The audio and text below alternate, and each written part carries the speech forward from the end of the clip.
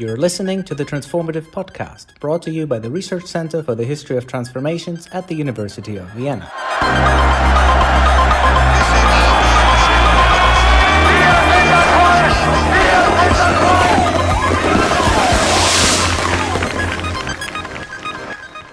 Hello and welcome to the very first episode of the Transformative Podcast with me, Jannis Panagiotidis. I'm Scientific Director of RECET, the Research Center for the History of Transformations at the University of Vienna, where we study economic, social and cultural transformations on a European and global scale. I'm very happy to introduce today's guest, Quinn Slobodian, who is Associate Professor of History at Wellesley College in Massachusetts. Hi, Quinn. Hi, nice to be here. Quinn has written an excellent book on the intellectual history of neoliberalism. In the following discussion, we will largely focus on this book, which was also released in German, by the way, by Assoc publishers in 2019. So it's receiving quite a bit of attention internationally also. Quinn, your book is called Globalists. Who are they and what defines their thinking? Well, I chose that term for the title of the book because the real intention that I had was to kind of flip the intellectual history of neoliberalism on its head. So what we had so far as a kind of a narrative of neoliberal history in the 20th century was the kind of movement from the space of the nation eventually up to the space of the world.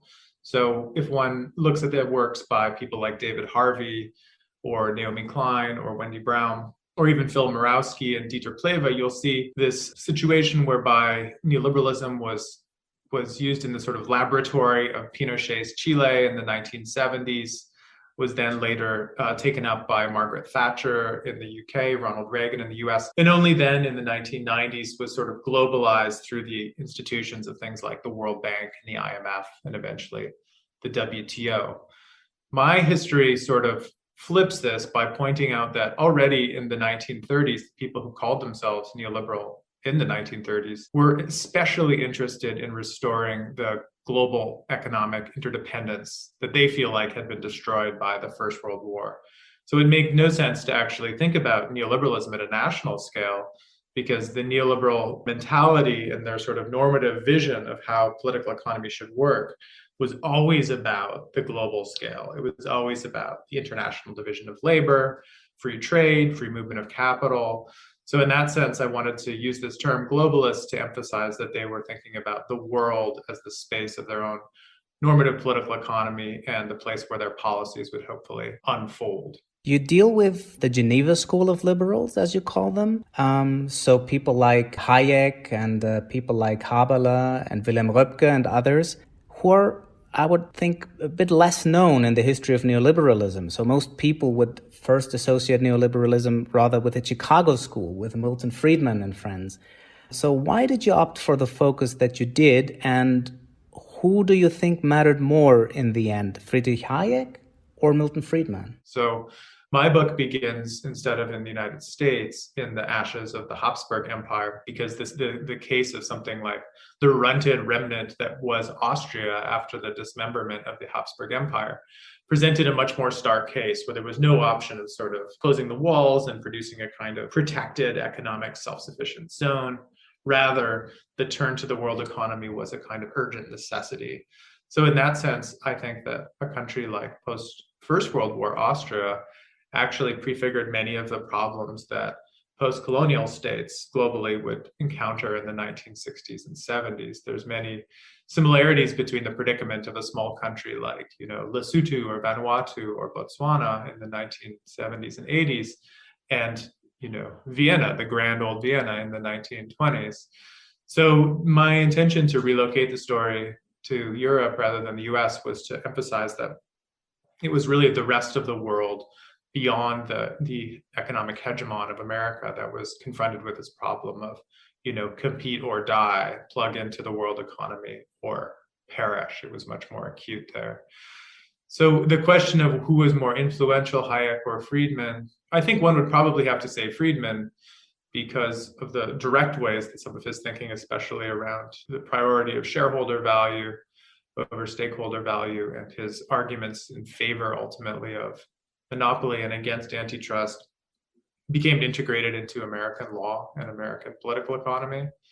Hayek and the Austrians that I study in my book are though perhaps more useful as a kind of a lens with which to see the challenges of global economic governance across the 20th century beyond the United States. Even if you might concede that Friedman might have been more influential in the end, you also argue in your book that the Hayekian school of thought did have a substantial impact on certain policies, also on certain, especially on a global scheme. So in your narrative, the globalists, they had their moment of triumph with the foundation of the World Trade Organization, in particular in 1995, which very much was created along the lines of their ideas. What I was wondering, though, when I read about this, perhaps because in this research center here we focus so much on 1989, how did the globalists think about 1989? So didn't the triumph over communism and the end of history matter to them at all? Well, I think one of the interesting things about reading this school of political economic thinkers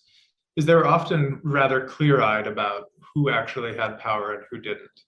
So someone like Herbert Giersch, for example, who's been described as Germany's Milton Friedman, had a similar sort of status, was already talking in the 1970s about how the Cold War was over. And why was the Cold War over? Because now Eastern Bloc countries were already becoming reliant on taking out large loans from Western banks, making themselves dependent on global markets for oil, for example. The Soviet Union needed to sell oil to bring hard currency reserves in. So there was a way in which the Eastern European political economic option was never really taken seriously as a countermodel by neoliberals. They saw the real enemy, so to speak, or the real competitor was within their own Western world, was the social democracy of sort of the mixed economy that combined aspects of capitalism with redistribution, with high levels of taxation and social services. This is what they saw as the kind of existential threat. So it wasn't until that sort of beast could be slain that they could actually celebrate. As it turns out, they felt like that particular beast outlived the end of the Cold War. So all of the writing in the 1990s is actually about how the Cold War is over, but Leviathan lives on. The socialist Leviathan lives on in high levels of state spending.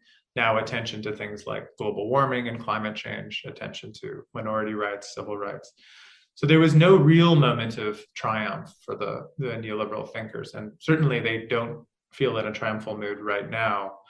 The WTO was a passing victory, of sort of a Pyrrhic victory, in the sense that it was almost immediately confronted with legitimacy problems, both through protests in the streets, through the discontent of poorer nations, and then eventually through the discontent of richer nations who feel like the WTO arrangement has actually given preferential treatment to a country like China, which has now become a serious existential threat in the minds of policymakers in the EU and the United States. You mentioned the Pyrrhic victory of the WTO, which of course, in a sense, prefigured a much greater turn against globalism and in favor of nationalism, perhaps, that we're witnessing today, talking about Trump, talking about Brexit. So as my last question, I would like to ask you, seen from today's perspective, is neoliberal globalism dead? I think it is closer to death than it's been for decades. I think that my thinking on this has evolved. So in 2016, I think there were a lot of premature obituaries for neoliberalism, right? So the idea that Trump and Brexit, as you say, represented the death of neoliberalism, I think was simply wrong, in the sense that the initial moves of Trump was to use trade policy to gain greater access to Chinese markets, and sometimes to do some very Geneva School-like interventions and, sending the tentacles of legal oversight even deeper into Chinese territory, so to speak. The goal of Brexit was not to close themselves off into an autarkic space, but to free themselves under WTO rules to trade with the rest of the world in their minds. So I doubt that 2016 itself represented the kind of death blow of neoliberalism to neoliberal globalism. But since then, in the intervening 4 years now, especially with the compounding effect of the pandemic, I think that it has now, the common sense has changed. So the common sense is no longer that free trade is the correct policy choice under most circumstances. In fact, I think the default option is against free trade now.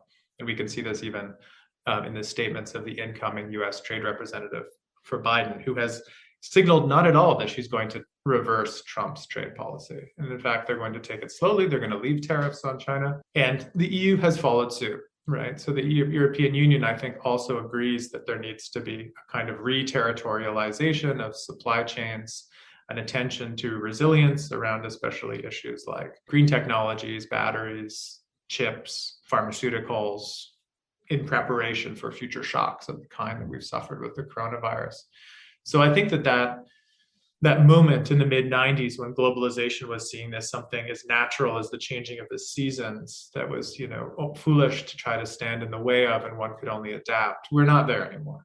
And so in that sense, I think that because that presumption about the way the world works has been upended, then I think you can say that the hegemony of neoliberal globalism as a kind of intellectual frame has been cracked quite severely. And we are now, I think, in the process of figuring out what might come next. Quinn Slobodian, thank you very much for being with us today. It's goodbye for today, also from me, Jannis Panagiotidis at RECET, the Research Center for the History of Transformations. Tune in next time for a talk with Czech historian Michal Kopeček.